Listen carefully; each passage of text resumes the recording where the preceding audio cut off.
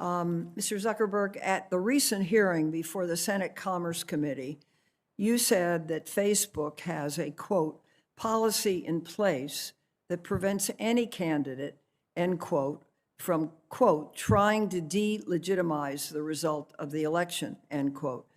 But the hashtags steal the vote and voter fraud garnered more than 300,000 interactions on your platform in the hours after Mr. Trump falsely declared victory.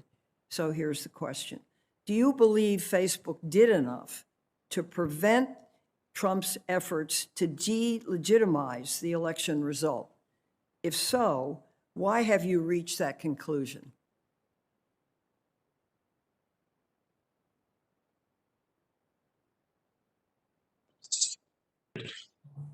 Senator, I believe that we've taken some very significant steps in this area. Not just the adding additional context to specific posts and making it so that when people search for different hashtags, we show additional information. But we also took the unprecedented step of putting the Voter Information Center at the top of Facebook and Instagram for everyone in the US that showed them reliable information about the election, including partnering with organizations like Reuters and the National Election Pool to show them accurate information about the results of the election. So all taken together, I think that we really went quite far in terms of helping to distribute reliable and accurate information about what was going on during this election. Okay, let me give you one more along this line. After President Trump falsely claimed that the election was being stolen, a group called Stop the Steal was started on Facebook. It grew to more than 300,000 users in less than a day, making it one of the fastest growing groups, I understand, in Facebook history. You shut the group down, but substantial damage already had been done. Trump supporters, some of them armed with assault weapons, held Stop the Steal rallies outside election offices.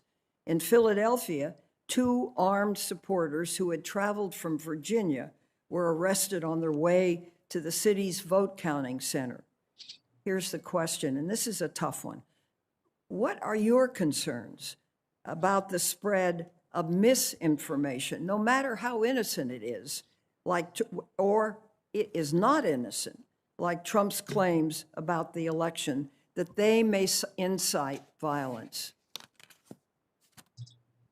Senator, I'm very worried about this, especially any misinformation or content that could incite violence.